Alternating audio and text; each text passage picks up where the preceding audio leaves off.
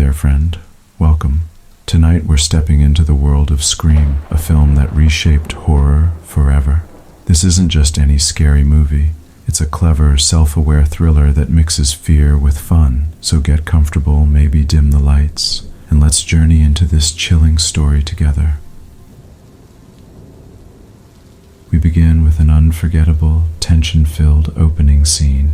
Meet Casey Becker, played by Drew Barrymore. She's home alone, getting ready for a cozy night with some popcorn. You can almost hear the soft popping in the background as she grabs the phone. It's a simple, casual call, just some guy asking, "What's your favorite scary movie?" It starts off light, almost playful. Casey mentions she likes A Nightmare on Elm Street, but then the caller begins to ask more personal questions. Slowly, the conversation takes a darker turn. Caller asks, "Do you have a boyfriend?" She teases, saying she doesn't, and they flirt a bit. Things get darker when the caller says, "I want to know who I'm looking at." That line hits like a gut punch. Casey locks the doors, growing more anxious.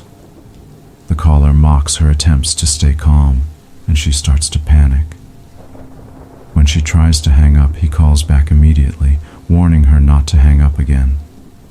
Then, the stakes are raised. The caller reveals he's watching her and forces her to play a game. She looks outside to see her boyfriend, Steve, tied to a chair on the patio, gagged and helpless. The game? Horror movie trivia. If she answers correctly, Steve might live. The first question. Who was the killer in Halloween? Casey answers correctly, Michael Myers. But the next question trips her up. Who was the killer in the original Friday the 13th? Confidently, she answers, Jason, but that's the wrong answer. The killer was Jason's mother. Her mistake is fatal. The lights come back on and Casey sees Steve gruesomely disemboweled right before her eyes. The terror escalates. Ghostface tells her the game's not over. Now it's her turn. Casey tries to escape, running through the house as Ghostface breaks in. She grabs a knife but is cornered outside. He catches her and stabs her in the chest. She fights back, struggling to escape, but he's relentless. She's severely injured, but manages to crawl to the front yard. Here's the heart-wrenching part. Casey's parents arrive home just as she's being attacked.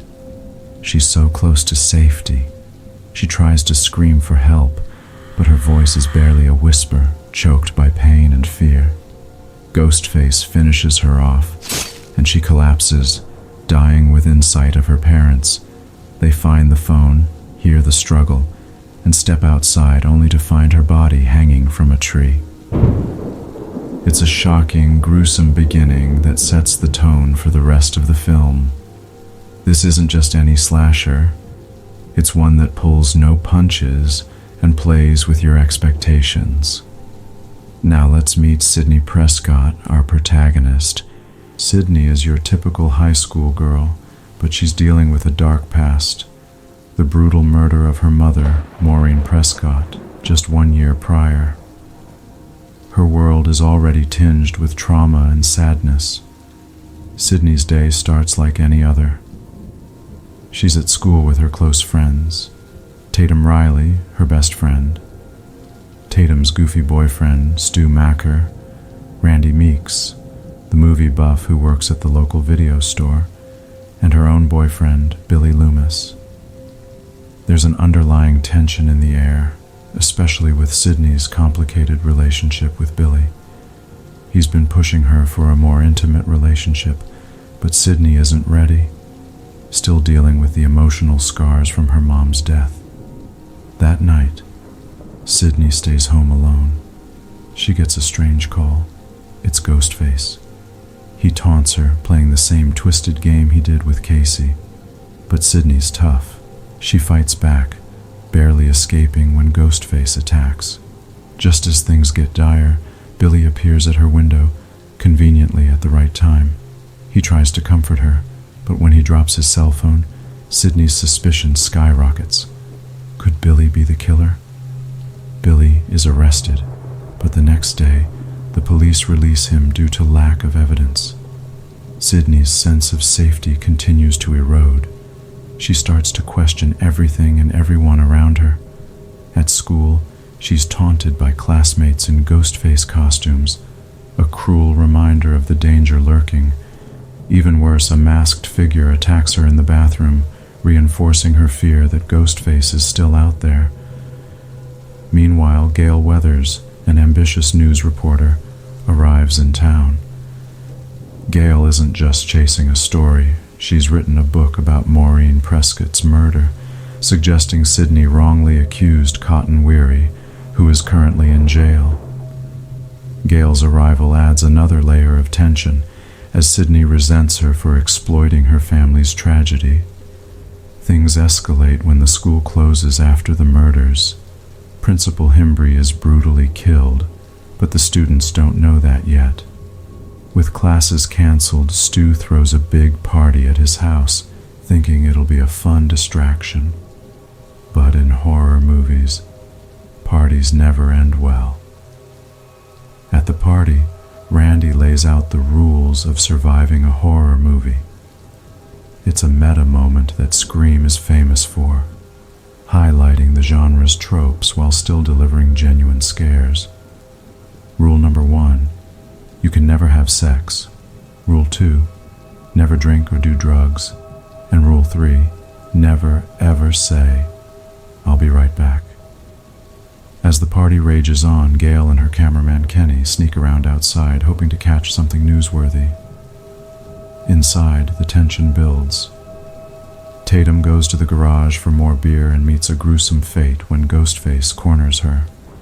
In a memorable and brutal scene, she's killed by the garage door as she tries to escape. Sydney and Billy retreat upstairs to talk. It's here that Sydney finally opens up, and they become intimate. But the post-romantic moment turns chilling when Ghostface strikes again. Billy is stabbed, or so it seems, and Sydney is forced to flee, running through the house in a desperate attempt to survive.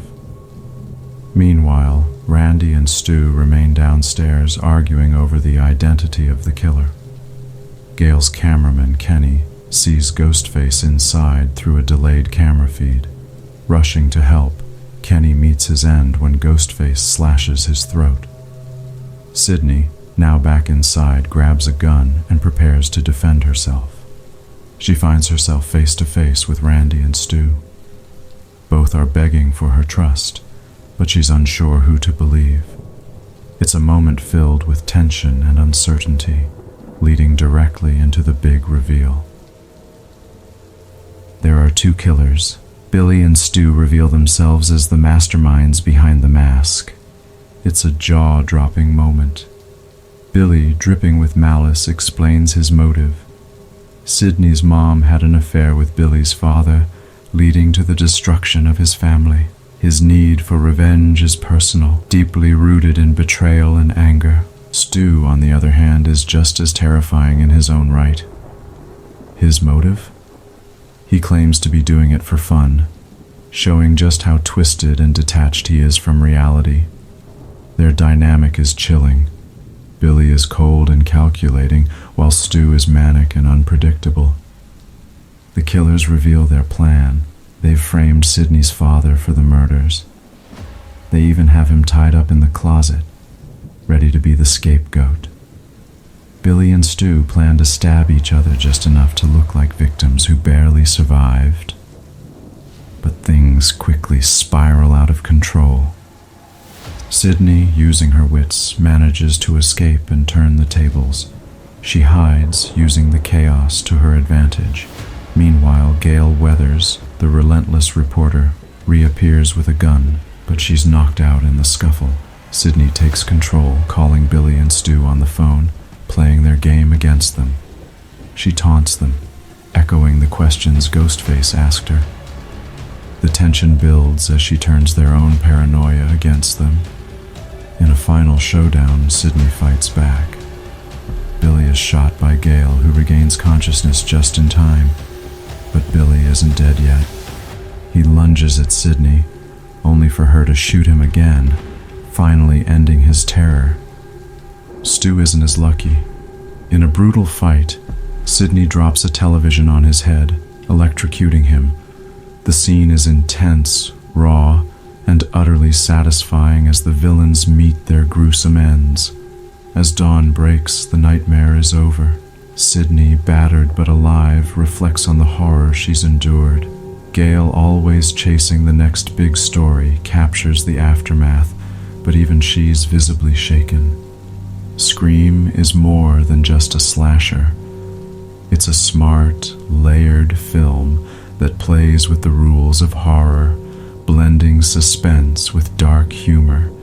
It keeps you guessing, twisting the familiar into something fresh and terrifying. Thanks for joining me on this deep dive into Scream. It's a story that stays with you, a chilling reminder of how fear and betrayal can twist into something deadly. Until next time, stay safe, and remember, think twice before answering the phone.